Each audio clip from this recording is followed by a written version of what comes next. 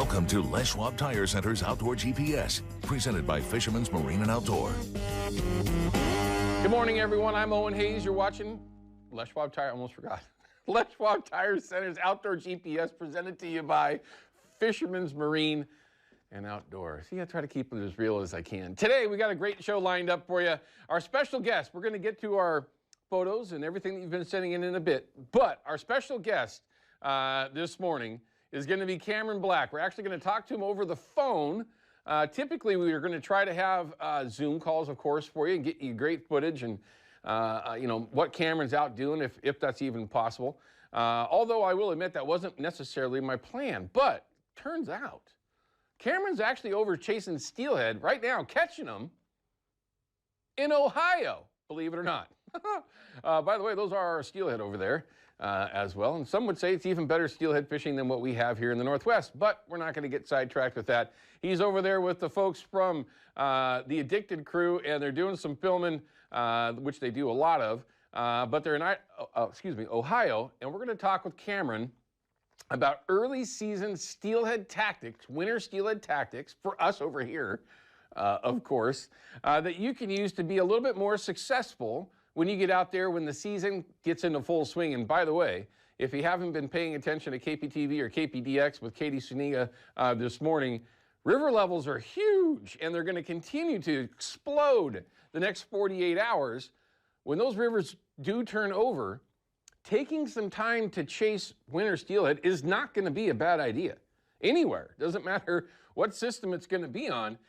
Would it be early? Yes. But with all this water, it's a great time for those fish to make a decision to, oh, okay, we're just going to go ahead and go up, and you might get lucky and find those early steelhead. So it's the perfect time to check in with Cameron, find out what some of his advice might be for you, again, for those early winter steelhead opportunities that you're going to have. And they're not far away. You should be getting prepared now. We're going to talk more about that with our Chevy Silverado Tech Tip of the Week today.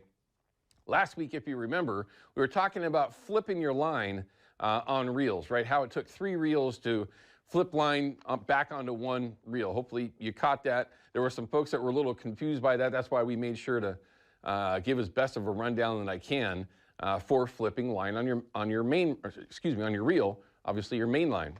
Well, that sparked a few questions. What line should I be using, right? We were talking about braid in particular on those reels, but today we're going to talk about different types of line for steelhead fishing, since, of course, that's our next reel season, from main line to leader material, and why you might want to consider it.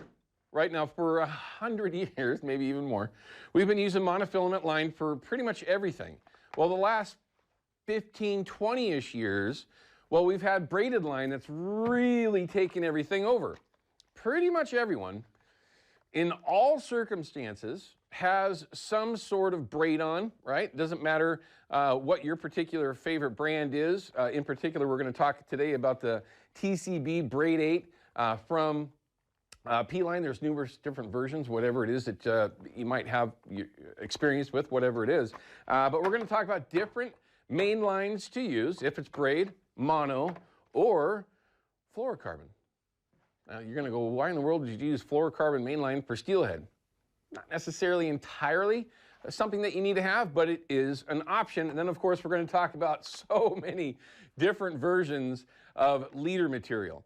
Right now, the days of just using 10-pound, 12-pound, 15-pound mono for your leader, I'm not saying it's over, right, or that you shouldn't do that. I'm just saying that it's not really necessary. You can actually improve your odds of being more successful specifically for steelhead. And really, in the last handful of years, the low, clear water conditions that we've had throughout the entire winter steelhead season. Last year, I couldn't even use my sled because there was no water. Year before, very, very similar. We've been all the way down to 6- and 8-pound fluorocarbon chasing winter steelhead in low, clear water conditions. And without it, we would not have the success that we typically have had in the last couple, 3, 4, 5 years, whatever it's been. So yes, there is a real reason to consider using fluorocarbon as your leader material for steelhead. We'll cover all of that, right? in a segment. We'll cover as much of it as I can. So that will be the Chevy Silverado Tech Tip of the Week, different line and why to use those. As always, though, we're going to have in our upcoming segment, we're going to cover river levels, give you an idea what's actually going on there.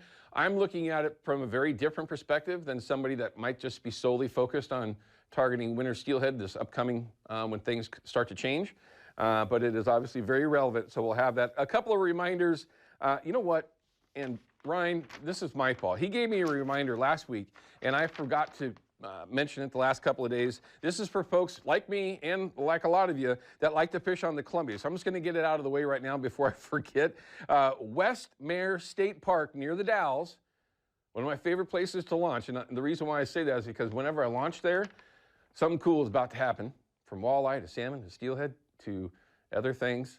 But at the very least, it's going to close. Let's see, there's a construction project, and it's going to start now, and it's going to close the whole thing. Starts on the 27th, so it's already started, and it's going to go through mid-April of next year. So you're going to have to expand where you're going to launch in those sections. I know a lot of you that are watching are on the east side, so if you do use those or fish in that particular area, the Dalles is someplace that you're going to want to consider, as well as what was the other one that they had here? Port of the Dalles. Oh, and Hood River. So, I mean, you can still get to that zone of the river, but the Mare State Park, the boat launch there is closed now through April. Okay, whew. I got that in there. Really? A duck report from this morning? Joneson? It literally just threw me off completely, everyone. Forgive me. It is a bit of a problem for me this time of year. All right, let's go ahead and show you some of the photos that everybody's been sending in, and then we're going to show you how you can do that, right? It's super simple, and some folks like showing off photos, and some like to call us up on the phone. We'll give you that Terra Firma hotline number here in just a little bit, but take a look at this. Now, archery bull, Dave, thank you for sending this in. Number one, I want everybody to look at what you're seeing here. To me, that looks like snow on the ground.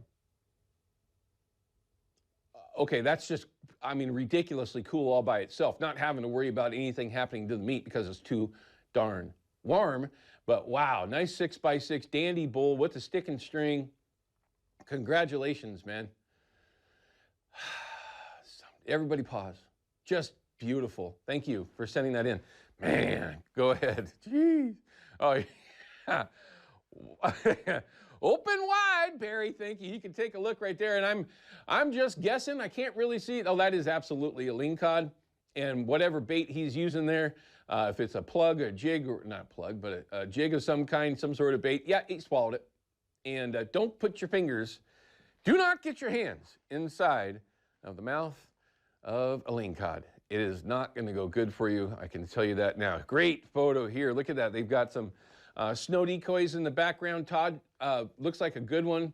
They beat the rain. I'm not sure exactly what that means, but great shoot. I can't wait for this to happen. I'm at 120 plus ducks this year, and I have yet to have a full strap, a 7-bird limit of mallards. I have not done it yet. That's just the way it's been for the area that I'm hunting, and or at least the areas that I've been spending most of my time.